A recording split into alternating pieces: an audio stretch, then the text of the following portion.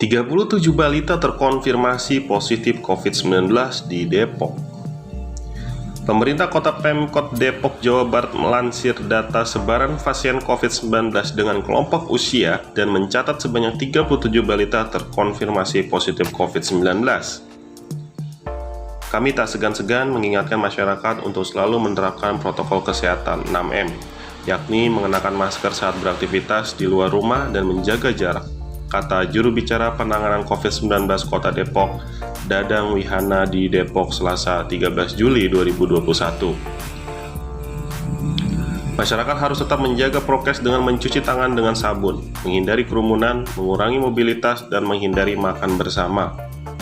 Dari data yang dirilis tanggal 12 Juli 2021, kasus positif COVID di seluruh kelompok usia, mulai dari balita hingga lansia di atas 80 tahun. Pada kelompok 0 sampai 5 tahun sebanyak 37 kasus, usia 6 hingga 19 tahun 117 kasus, usia 20 hingga 29 tahun 189 kasus, dan usia 30 hingga 39 tahun 200 kasus.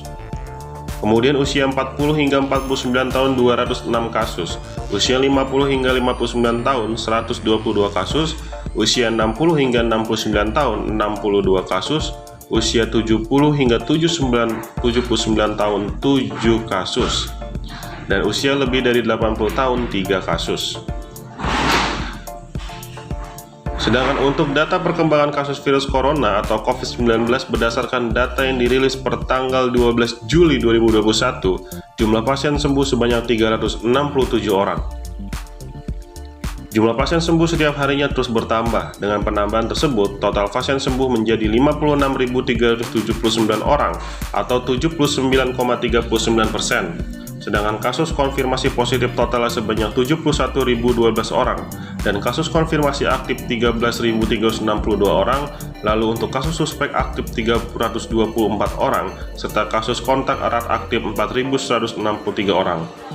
Pada data tersebut juga terjadi penambahan kasus pasien yang meninggal dunia 14 orang. Dengan demikian, jumlah total meninggal dunia menjadi 1.271 orang. Kemudian, pasien probabel aktif tidak mengalami penambahan. 17 orang yang merupakan kasus suspek dengan ISPA berat, gagal napas, atau meninggal dunia dengan gambaran klinis yang meyakinkan COVID-19 dan belum ada hasil pemeriksaan laboratorium PRT-PCR.